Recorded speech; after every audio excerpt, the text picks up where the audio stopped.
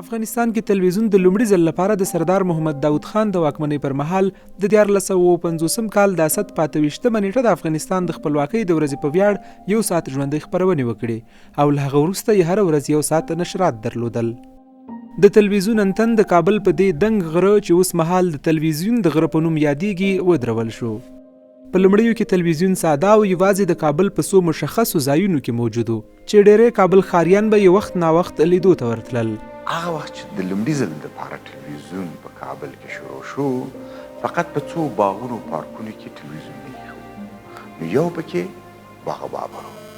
نو موږ لاړو چې عالمونه راغلي دي، ټول ورته ولاړ دي او دا یو ورکوټه تلویزیون برازي کې ایښی چې په سمه نه لیدل کېږي، ولې اواز یې خجک کړی او موږ دپاره دومره د هیجان وړ وه چې واو دلته موږ انسانان ګورو په پردې کې آواز راځي. د طالبانو د واکمنۍ تر پرځېدو وروسته په افغانستان کې د خصوصي تلویزیونونو شمیر زیات شو او د یوې قدرتمندې تصویري رسنۍ په توګه یې د خلکو په ژوند کې نفوذ وکړ. اوس مهال په مرکز سربیره د افغانستان په زیاتو ولایتونو کې بیلابیل خصوصي تلویزیونونه فعالیت کوي.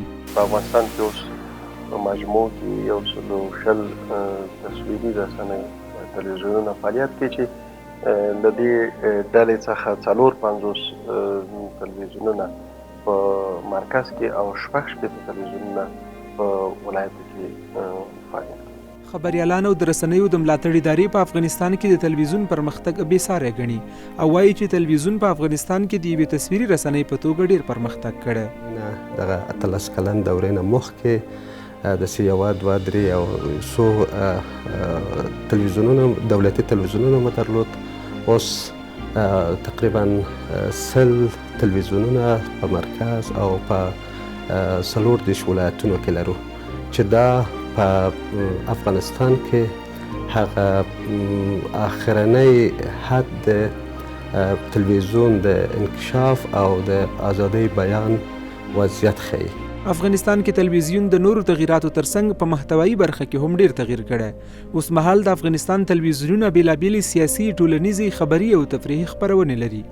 یو شمېر فرهنګیان په افغانستان کې د تلویزیونونو خپرونو او نشراتو ته اندېښمن دي او وایي چې تلویزیونونه اوس مهال تر ډیره سیاسي شوي او د یو شمېر اشخاصو له لوري د مشخصو اهدافو لپاره کارول کیږي. خبره دلته ده چې دا ټول تلویزیونونه شخصي دي او شخصي خاص د بزنس دپاره دا کار کوي.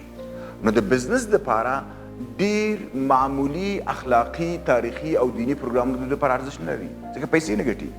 نو دوی مجبور دي چې یا یې په سندرو، یا یې په ډیرو خارجي فلمونو، یا یې په سریالونو یا هغو پروګرامونو باندې دا صحنې ډکې کړي تر څو لیدونکي ته جالب او په زړه پورې واقع شي. افغانستان کې د رسنیو او ټلویزیوني خپرونو اوسنۍ ازادي ان د سیمې په ډیری هیوادونو کې بې سارې ده. د نومبر 21 په ټوله نړۍ کې د تلویزیون د نړیوالې ورځې په توګه پیژندل شوې.